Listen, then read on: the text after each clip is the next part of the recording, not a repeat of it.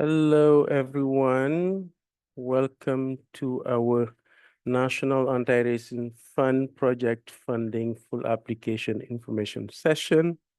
Uh, we have about almost 92.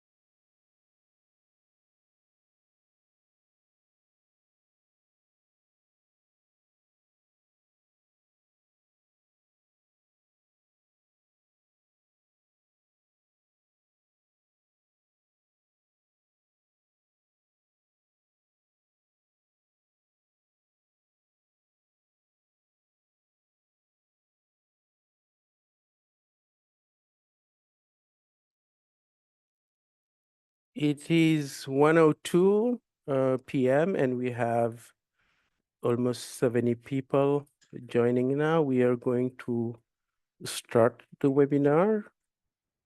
Welcome, everyone, and thank you for making the time to joining us for this information session today.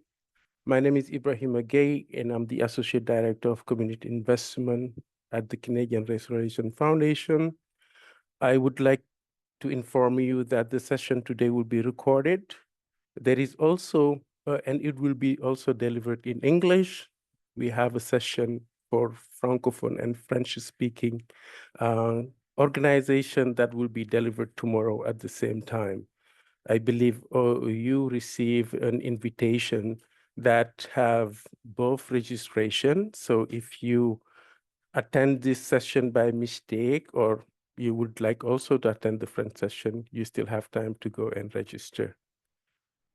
But first, I would like to introduce the member of the community investment team here at CRRF.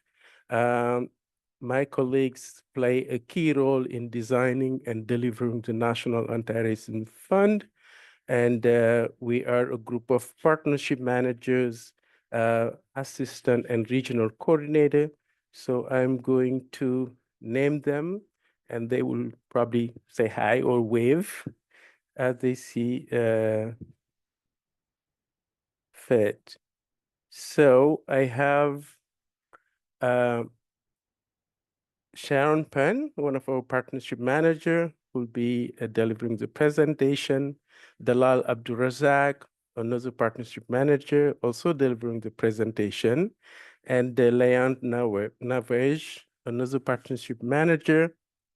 And I have Harman, who's our administrative assistant. And we have Narges Getat, who is our program manager from Quebec, supporting the monitoring. And Jamal Boyce, who's the regional coordinator from Ontario for Ontario region. And Rodney Small, who's the regional coordinator for the Atlantic region. So these folks really help us design and deliver this program, as I mentioned. But I would first like to start our conversation, this presentation, with a land acknowledgement. And I'm speaking to you from one of the traditional territories of many nations, including the Mississauga of the Credit, the Anishinaabe, Chippewa, the Haudenosaunee, and the Wendat people, and that these lands are home to many diverse and distinct First Nation, Inuit, and Métis people. We also acknowledge that Toronto is covered by the Treaty 13 and that CRRF staff and board members individually reside on the national lands of many First Nation, Métis, and Inuit across this country. CRRF respects and affirms the inherent and treaty rights of all Indigenous people and is committed to working alongside Indigenous nations and peoples to combat racism and mobilize action on the path towards reconciliation. This land acknowledgement was developed with input from the First Peoples group, to whom we are very grateful for guidance. A little bit of this meeting's objective. All of you, we would like to congratulate you again on submitting a strong and good expression of interest. You have gone through the EOI process, and that was invited for this full application. Thank you again for your interest and your work so far. So today's session is the prospective for prospective grantees to review and learn more about the requirement of the National Anti-Racism Fund's project full application process, deepen your understanding of our funding requirement, and ultimately to support the submission of a strong application that meets funding criteria. I would like to start with another form of acknowledgement and acknowledge the short timeline for the submission of full applications. You have got just over 30 days to complete the full application, and during a very busy time of the year. I would like to apologize for the timeline, and rest assured that we are really, we understand that the work you'll be probably the overtime work you'll be doing over the holidays to be able to submit a good application. That say, we are also working within a compressed timeline for approval before March so that we get funds out of the door before the end of the fiscal year. Moving to the next slide. Now we are going to talk about a bit about the purpose of the National Anti-Racism Fund.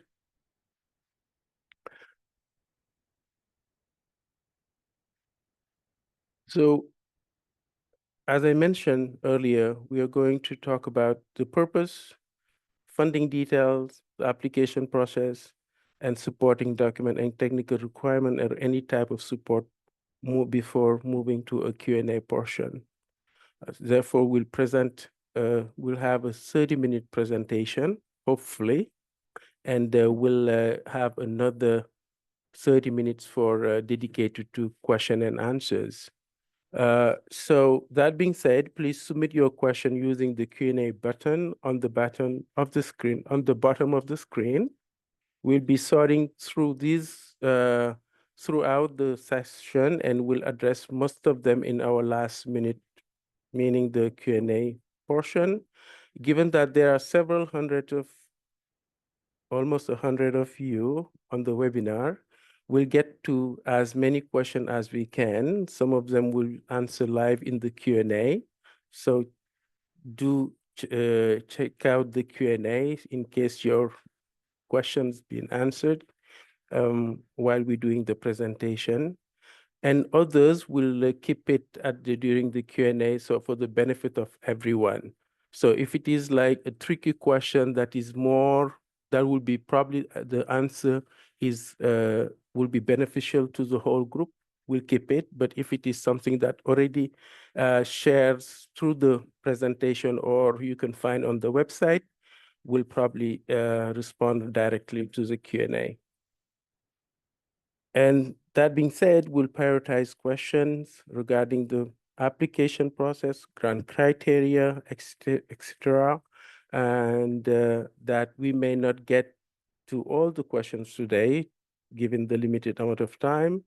So if you have any questions or your question is not answered, please feel free to send those questions to our grant mailbox, grants@crrf.ca inbox. Throughout the presentation, you'll be seeing that email box as well. And most of you, because you have submitted an EOI, so you must be familiar with that grant mailbox as well.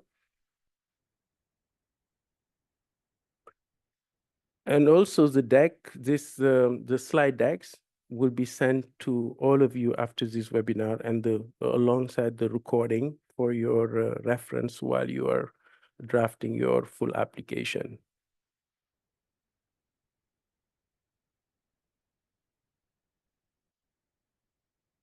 Thank you. So now we just finished the purpose. We went over NARF purpose in the previous info session. If you are here, that means you have probably attended the previous info session we did before the EOI deadline. But as a refresher, and for those who may not have attended, the CRF works to strengthen the social fabric of our society by supporting, enabling, and convening community group and organizations through our grants, services, and network of public research and community partners. We are a Crown Corporation committed to supporting communities and grassroots organizations across Canada whose mission is to root out racism and discrimination through outreach and education, as well as advancing policies that result in systemic change. We were created by the Government of Canada as a Crown Corporation in 1996 as part of the Japanese-Canadian Redress Agreement to reaffirm the principle of justice and equity for all in Canada. One of the ways CRF contribute to justice and equality is through the National Anti-Racism Fund, aka NARF, also known as NARF. We use it to shorten that.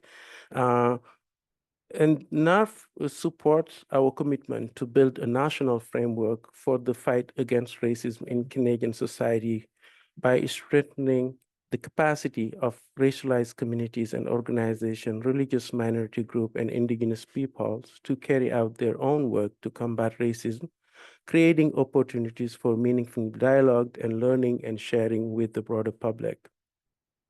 To date, NARF has contributed to over $9 million in the past 4 years to support powerful work of over 500 organizations in Canada. In the next year, NARF will provide $2 million in grant funding towards anti-racist project in Canada, in addition to the $1 million granted already to Events and Youth Initiative in October 2022. That being said, we received 666 expression of interest on October 31st, totaling a request of more than 66 million. So that's a big demand. So congratulations again, just for all of you that made it to this to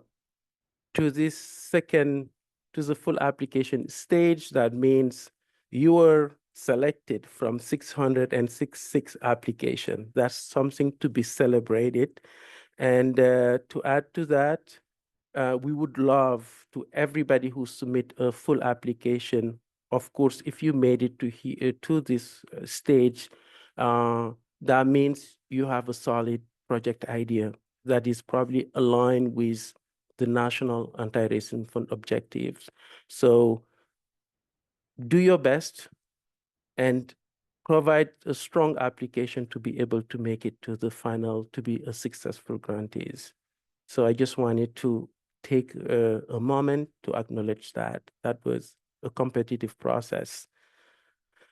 So, and the team spent October reviewing this EOI application and creating a short list of about 100, which is all of you. So some of you, but the French speaking and French organization is part of this 100 and also will attend a webinar tomorrow. And in January and February, we will release this list of 100 successful EOI to 30 and 35 approved projects. That means the process is very competitive. So it is very important to attend this session and also to use the website, the document, the material, send an email while you're drafting your proposal, and make sure that you submit the best of the best that is aligned with what we're looking for with our objective, that demonstrate a community need, that demonstrate partnerships, and also a strong evaluation and recognition plan, and a budget that is aligned with those activities you're about to deliver. So, but my colleague, I'm going to pass it on now to my colleague Sharon to go over the process of submitting a full and strong application. Thank you very much, and passing it on to Sharon. Thank you, Rima. Next slide, please. Thanks. So everyone in the room today has been invited to complete a full application. We'll go through this technical aspect in a later slide. Like Irahima just mentioned, Project's funding stream has a total of $2 million available. Funding for any proposed project can range from a minimum of $25,000 to a maximum of $125,000. All projects must be implemented between April 1st, 2025 and March 31st, 2026. All project activities must be completed by March 31st, 2026. The CRF will provide 40% of the funds to successful grantees upon contract signing. An additional 40% will be released upon the submission of a short interim report, and the remaining 20% of funds will be released after submission of a final report. The final report must be submitted within 60 days of project completion, and both interim and final reports are to be completed on the SurveyMonkey platform itself. Next slide, please.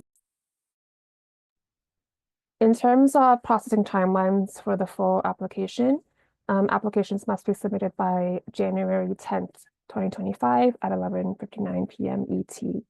The grants team will review submitted applications from January to February 2025. After review and throughout February, a short list will go to senior leadership for approval, followed by board approval before landing on a final list.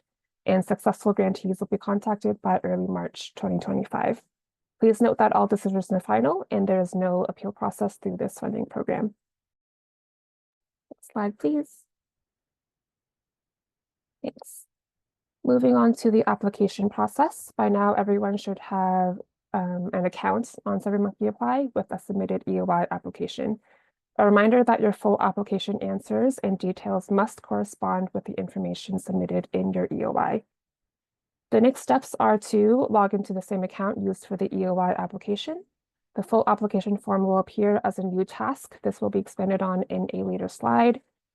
You need to complete the full application form, attach any required supporting documents, including the itemized budget form, the annual report, list of board members, as well as attach any letters of support. This step is optional, but please note that letters of support must be recent and they must come from organizations that are a collaborating partner with your project.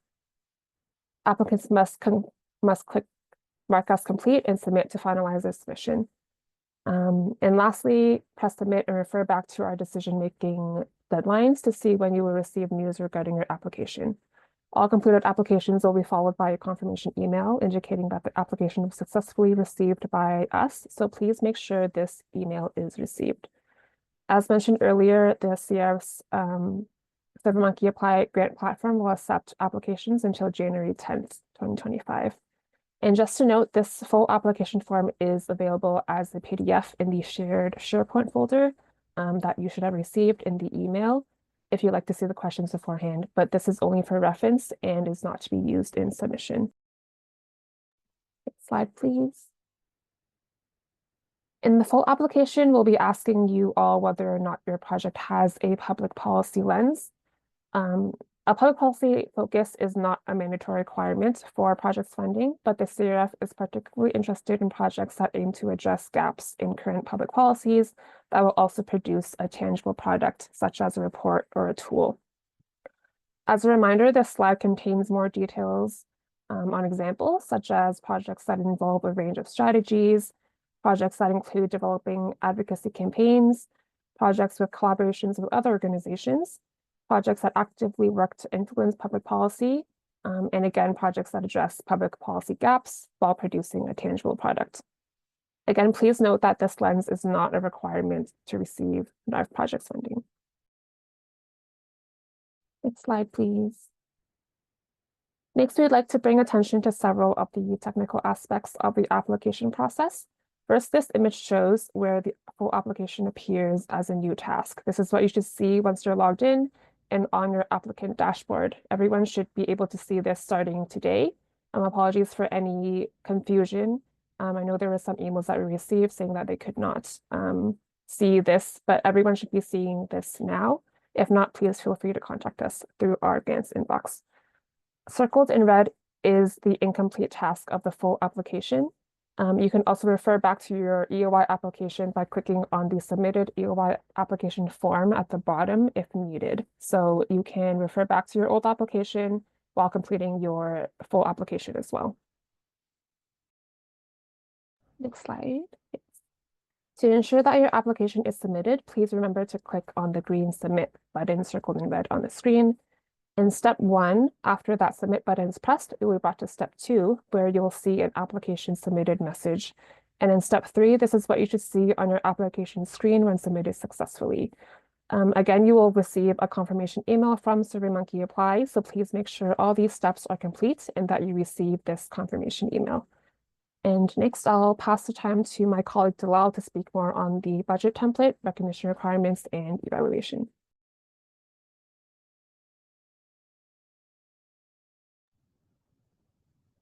Thank you, Sharon. So one of the requirements for the full application submission will be to complete an itemized budget template. And this template was included in the email that was sent out to everybody, informing them that their EOI was successful in moving to the full application stage. But as a refresher, this slide here shows the complete list of eligible and ineligible project expenses. This information is also included in the application guidelines, and we will also be sharing a copy of this deck with you, as Ibrahima mentioned, so you can refer to this full list. So I won't go through this entire list in great detail here, as you're likely familiar with it. But if you have any questions about it, do let us know in the chat box. But we can move to the next slide here, where I'll show you what the actual budget template looks like. So once you have a clear understanding of what the eligible expenses are, you'll need to complete this template. And you may notice, if you're familiar with our funding programs, that this year we've introduced a new template, and it includes a column for you to describe your project expenses and just provide more detail on how you calculated your costs. So just to provide some basic tips on completing this template, before you begin filling out the template, it's always recommended that you sit down and identify what your project expenses will be first. That way you make sure you have everything covered. And please make sure, this is very important, that your project expenses align with your project idea as outlined in your initial expression of interest. And make sure that the total amount that you request, this is also very important, matches the amount specified in your expression of interest. The reason this is really important is because your full application will be assessed alongside the EOI, which you had initially submitted. And this is for continuity. Again, as Sharon mentioned, project totals must range between a minimum of 25,000 to a maximum of 125,000. It's important to only ask for what you'd like CRRF to fund. Again, please be as detailed as possible in your descriptions. Again, refer to the list of eligible and ineligible expenses to make sure your costs can actually be covered. And in the next slide, if we can move to the next slide, there's a sample of a budget that's been filled out. And this is also included in the budget template that was sent to you under an orange tab. And it just provides an example of how you could fill out the budget. So you'll see, for example, in the example here, somebody has requested salaries and benefits for one full-time project manager at $30 an hour for 30 hours a week, plus they've included 15% benefits for a total of 40 weeks. This is a kind of breakdown that's useful for us to see, but this is really important to mention. This isn't meant to be prescriptive, so you don't have to follow this format exactly. It's just an example to demonstrate like the level of interest, demonstrate the level of detail we are looking for in our assessment of the project budget. Next slide, please.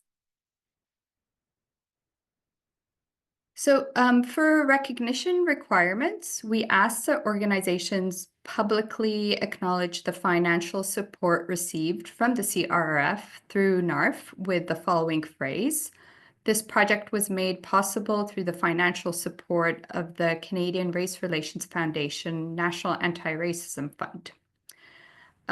Additionally, successful applicants are required to have a recognition plan and an evaluation plan.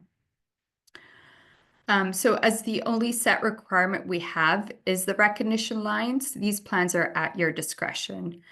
And these questions will be included in the full application for you to complete.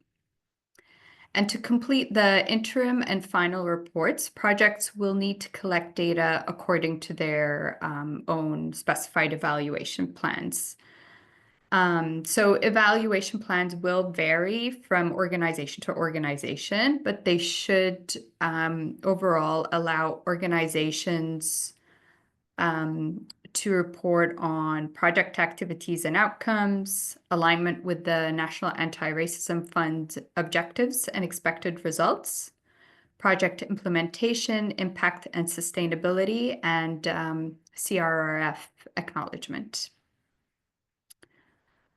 Next slide, please.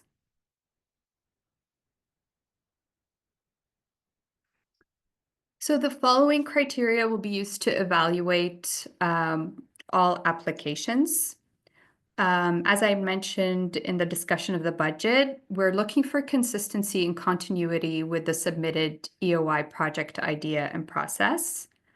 It should be aligned with the program themes and objectives of the National Anti-Racism Fund. It should clearly achieve and outline how it will achieve one or more of the expected results. It should have demonstration of experience, including human and financial resources, governance structure, and show the capacity to successfully carry out the project based on past experience. It should demonstrate the need for the project, either within the local, regional, and/or national context. The proposed budget should be detailed, reasonable, balanced, and takes into consideration the efficient and effective use of funds. And it must indicate if the project can continue, even if CRF was only able to allocate partial funding. The outcomes and impact of your project must be clearly identified. I can't stress this one enough, actually. It's really important to clearly show what the tangible results of your outcome will be, particularly if there's a policy focus. We'd like to see how you envision this project impacting the communities that are in focus. And then along with these criteria, the team is looking to ensure that there's a well-rounded representation of projects selected in terms of geography, language, priority area, and other factors. So as mentioned in the beginning of the presentation, of the 100+ applications that we have asked to submit a full application, we'll only be able to fund about 1/3 of them. And as Ibrahima mentioned, this is a very competitive funding program. I do again want to apologize for the short time frame for completing full applications. And I think we can move to the next slide. And so for general questions, excuse me, and important links, please refer to the grants email shown here, which contains apologies. So no, for general questions and important links, please refer to the grants email that was sent to you. And that email has links to the application form, the application guidelines, as well as the budget template and the frequently asked questions document. Please also note that our offices will be closed between December 25th, 2024, until January 2nd, 2025. We will be working diligently to get to your questions before this closure, as well as when our office reopens on January 3rd.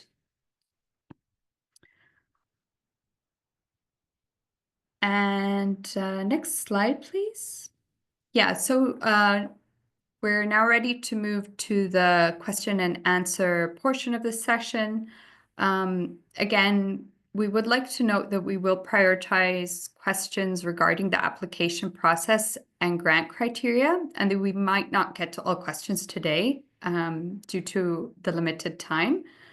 If your questions aren't answered today, please feel free to reach out to us to the grants@crfcrr.ca inbox.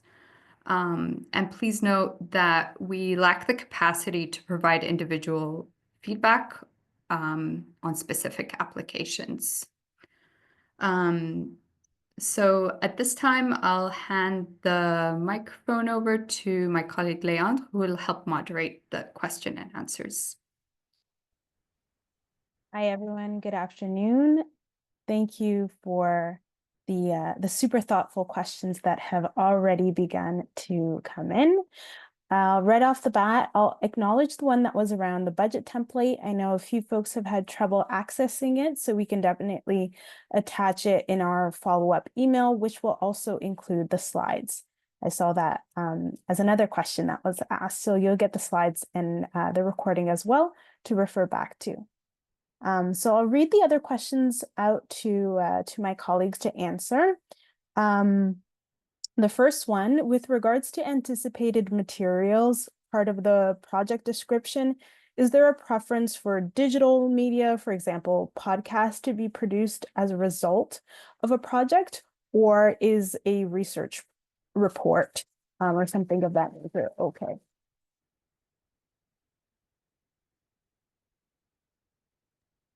I can take this. There's no preference on our end. It's up to you. It's what works best for your project. But yeah, whatever makes sense in terms of a project, please feel free to choose one or the other or both. Thank you. Again, with regards to preference, is there a preference for certain evaluation methods or methodologies within the evaluation plan? For example, would a community needs assessments or focus groups be preferred over surveys? I can take this question. So there is no preference for specific evaluation methodologies. If a community needs assessment seems to be a good approach to consulting your project participants, then that sounds great. And you know, as long as the evaluation approach is thoughtful and is clearly linked to the objectives of your proposal, and the approach is accessible to community members, I don't think we have a preference for one over the other. Yeah, exactly. This question came up a lot, and I can take it on. It's just with regards to the deadline, a little bit of confusion around whether it's January 7th or the 10th. We did extend it to the 10th to give folks a little bit more time to complete their full applications. So the next question is how will the letters of support from other organizations impact the grant application evaluation process? We know it's optional, but will this help to accumulate extra points? I can take this on. No, this will not help accumulate extra points. As mentioned earlier in the presentation,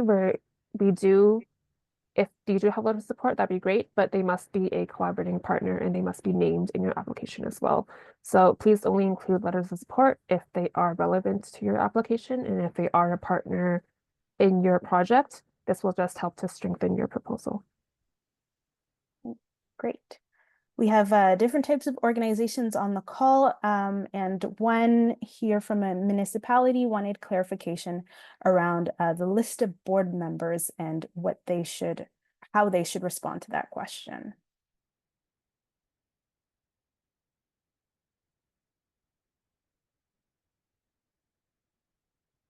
Ibrahima, I think you had an answer for this. Yeah, what was the question again, please? It Can you repeat? Yeah, for a municipality Mhm. that they don't have board members, how should they respond to that question? Yes, because municipalities are governed by council members, so you just have to provide that list of who are those members. Perfect, thank you. The next question, we have a few around the budget, so I'll stick on that topic for a little bit. Can there be some changes between the EOI budget and our fuller, more detailed budget submitted in the full application? We are hoping to make tweaks as we better define our project. I can take that one.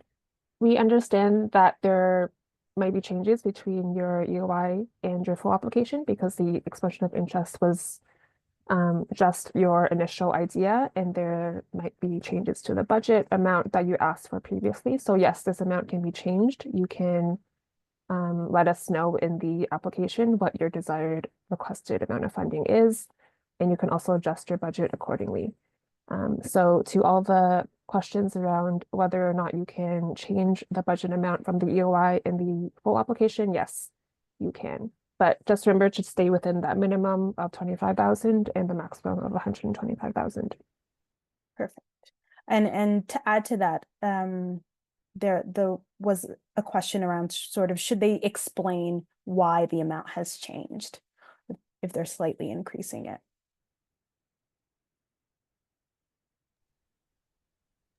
As much information as possible is helpful. Yeah, you can also just expand in the budget template itself, but Ibrahima, if you have anything to add. Yeah, sure, because you have provided kind of a summary of what you want to accomplish, for this, and you have submitted a preliminary budget. So now you have moved to the full application.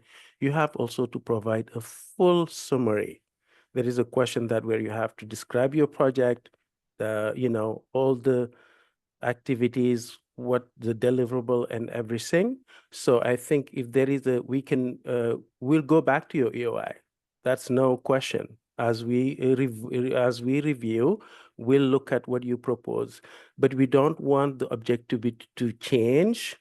The project idea alignment has been approved already, but the deliverable can be modified. And when we talk about deliverable, we talk about, expenses. So as long they align and what we're reading in this new full proposal is still aligned with the EOI, but the deliverable has been tweaked, and it makes sense that you in your EOI you plan to ask for 100,000, but now you have decided to, I've changed it, I've think it through, so I'm going to probably lower the amount I'm requesting because what I've decided to deliver, it can be done with this new amount of money, vice versa. So, but just stay in that alignment. If we look at what you propose and we look at what you propose in the full application, two different ideas, different amount of requests, it will be declined. I hope that provide clarity on that. That's really helpful, and I think it ties back to the continuity that Dalal mentioned earlier as well. There's a question here around, sorry, I think it was again related to the budget. If the budget requested is too high, will the application be fully denied, or is there an option for a reduced budget or partial funding? I think is what they're trying to get at. High meaning, high, whatever, we have guidelines. If we said minimum 25, max 120, 125, please stick to that guidelines. If you ask 100,000 and give it the budget 130,000, we will not. That's kind of can be ineligible because you do not follow the guidelines. So please stick with that bracket we provided. Just now, if your overall project will cost you $200,000, you're allowed to have other source of funding. And actually, we have a question that for you to just let us know who are your other, either any other source of funding you have. I think you can provide that. But for the budget we showed you, and the budget Dalal showed you on the screen, you need to apply. It has to be between 125 and 25,000 and 125,000. Yeah. And whatever total amount you come up at that bottom on the budget template should match with the requested, what you have requested, what you said that you requested for the overall project. Exactly. And just to add to that, I mean, if it is within that range that Ibrahima has mentioned, 25K to 125K, and we're not able to fund it, there is, fund the full amount, there is an option within the full application. There's a question that asks, are you open to partial funding or not? And so that's something that we are able to consider as well. Yeah, that's a good point. I just wanted to add to that. Be very strategic on that question. If you said, I'm not open to partial funding and we can fund the whole thing, it will be declined. But now, if you are open to partial funding, we're going to look at overall, because we don't really, we want to be fair and equitable across the country. So depending on how much money we have, we might want to look at your deliverable. We might want to look at your other source of funding. We might want to decide to say, okay, you have requested 100,000, but for this, I think we will be able to support you with 75,000. So at least you'll get 75,000 to deliver those. But if you just decide to check, no, I don't want to, it's a hit or miss. You might, I'm not saying that will be declined because you selected that question, but when the committee is making decision and we come to your project and we can't give you the amount of money you ask, you'll be declined. Exactly. Yeah, that's super helpful context. Just looking at some of the earlier questions as well. For a project that is a partnership between a university professor and a community organization, can both the university and the community org receive and administer the funding, or does the foundation favor one over the other?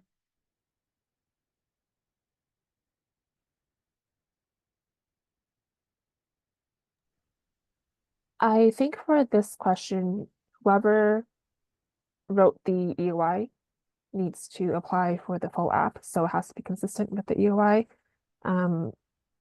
The foundation doesn't favor one or the other, but just make sure it's the same account that applied for the initial application. Makes sense. There's a question around sort of what is the annual report? An annual report is your activities, that all the activities and the operation your organization has delivered for the past fiscal year. Depending on your fiscal year, can be from April to March or January to December.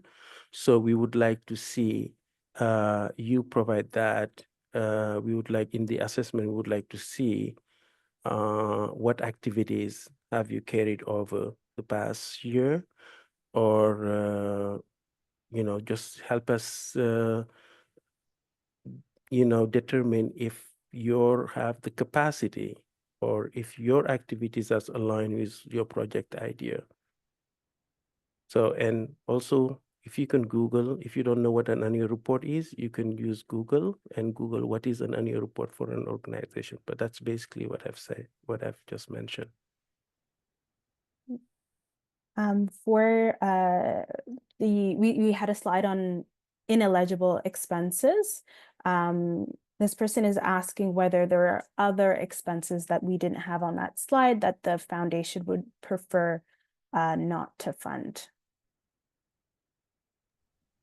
So all of the items listed on the ineligible expenses list are the ones we clearly do not fund. And if you have any specific questions around other expenses that you might not be fully clear on, do feel free to reach out to us.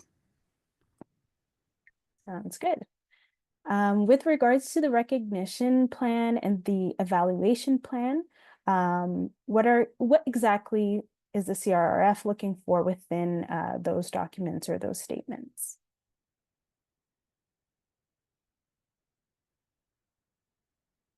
As Jalal mentioned in her slide, the only requirement we have recognition is using that line.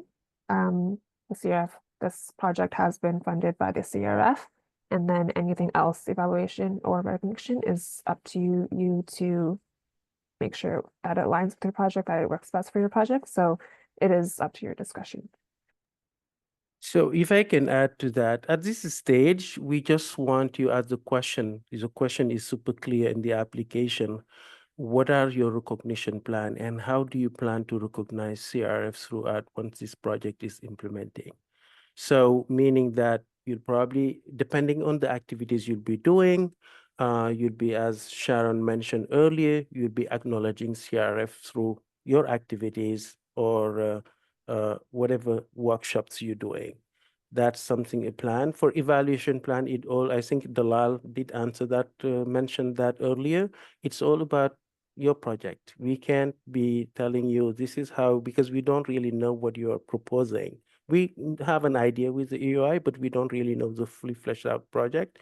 So there is so many different type of methodology for evaluation plan you can propose. Depending on your activities, you might want to do survey, you might want to do focus group. It's up to you to design that plan, to put together a plan and submit it to us, and we'll review it, and based on the activities you are proposing to make a decision if this is a feasible plan or if it is aligned with your activities or deliverables. So that's what we can say. But once you are successful, we'll be working with you to help you in that recognition plan. How can you do that? And even in the contract agreement, there is like guideline within you have to obey that are required in order to implement your project with our funding. Great. And just to come back to that question of annual report, there's an organization that doesn't have one produced and is asking what they can submit instead of an annual report. This may also apply to any maybe newly incorporated organizations that might not have one. I'll give our team a chance to think about it, but I think the first thing that's coming to me is we just want a sense of what activities you have already delivered, right? Giving us a chance to see how active you've been in the community and the impact that you've had to date, right? And so part of that would be in an annual report, and whatever else you're submitting, we would expect to see that information in there as well. Did anyone else want to add to that? No, looks good. All right. Okay, so we have a question around funding.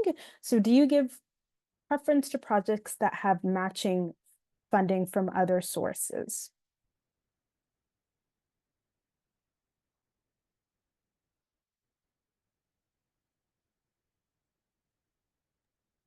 No, we don't really provide, prioritize because you have matching funds. But if you decided to click, and I think it's part of the evaluation criteria that Dalal went through, if you decide to say, okay, I'm open to partial funding, but make sure that you have enough money to cover what we cannot fund. So that's also a thing, but we don't prioritize matching funds. Exactly. Are we required to have quotes from potential vendors as part of the itemized budget?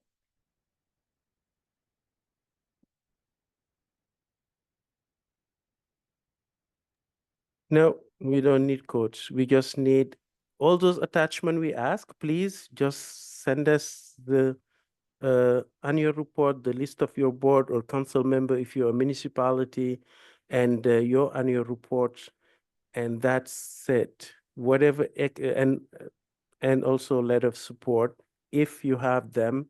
And as Sharon mentioned, they have to be partnering organization and also listed in the partnership section of the application.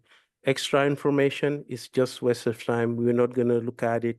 If you provide a letter of support from a community member that doesn't have anything to do with the project, we're not gonna take it into consideration.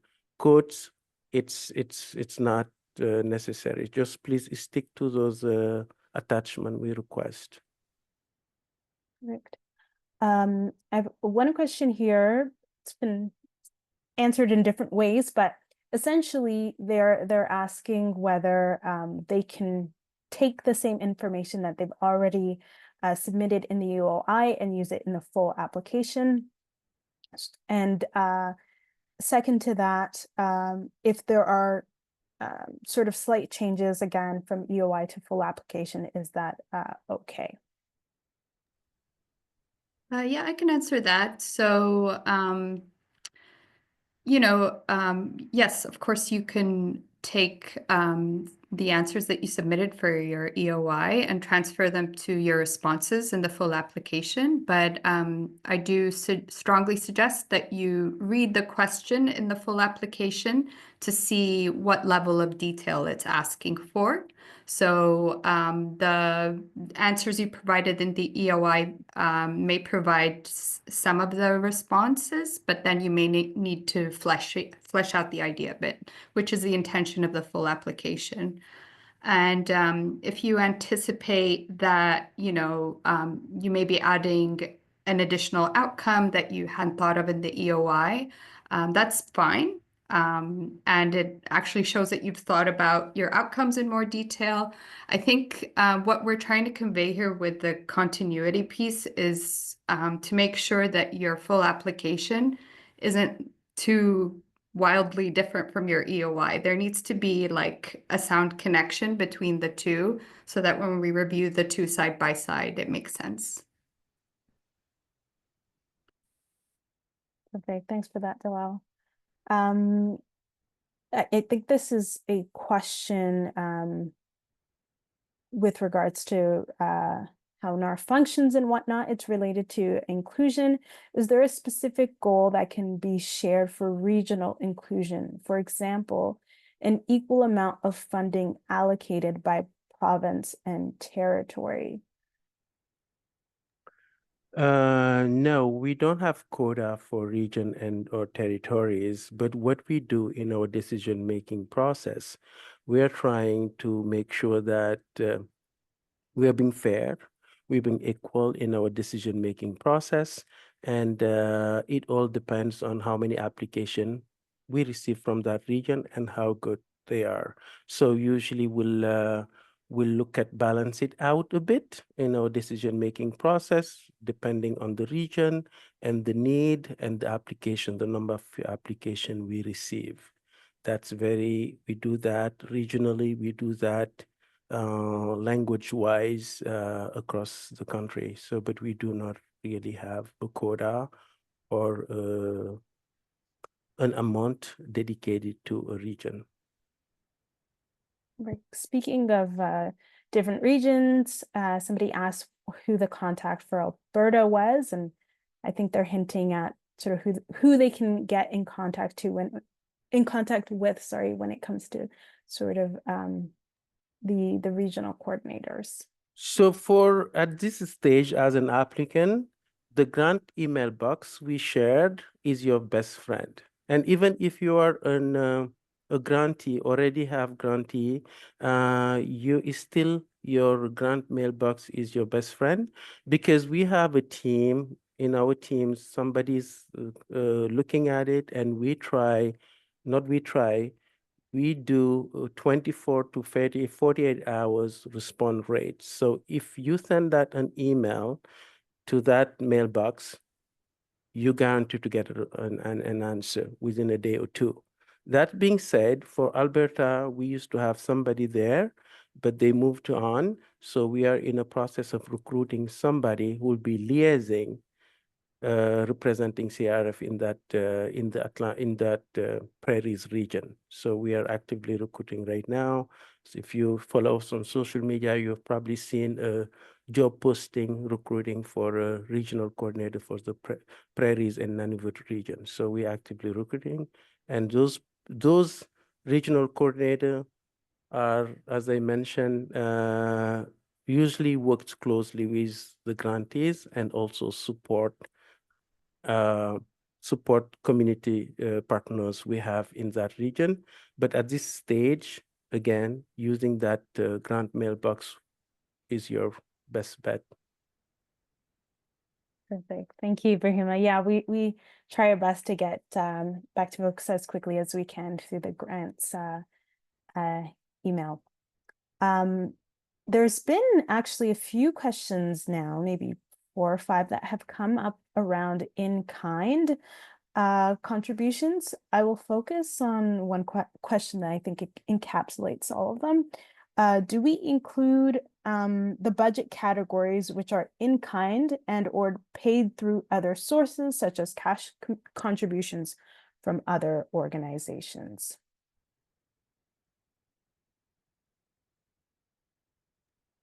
Bilal? Cheryl?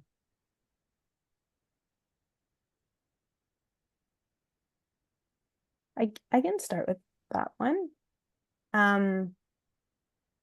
So, well, I'll speak on the last piece particularly. The budget template is really there to capture funds that you are requesting from the CRRF, right? So you may have had other funds that have come in, and that's great. I think there's a part in the full application where you can speak to other support that you are receiving. There you can also indicate the amount of funds that have been allocated or secured towards your project. But when it comes to the budget template, we're only looking at what are you requesting from the CRRF? How will it be used over the next year? Bilal, anything to add there? Oh, that's great. Thank you, Leon. Okay, so again, a lot around in kind.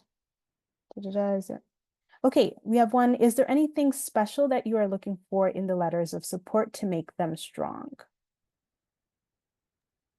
I can answer that. No, we're not looking for anything special, as long as they speak to your capacity and they're also a collaborating partner named in your application. Perfect. With regards to evaluation, do we require folks to use an external evaluator for their projects, or could they undertake an evaluation internally and dedicate funding for staff time to do that?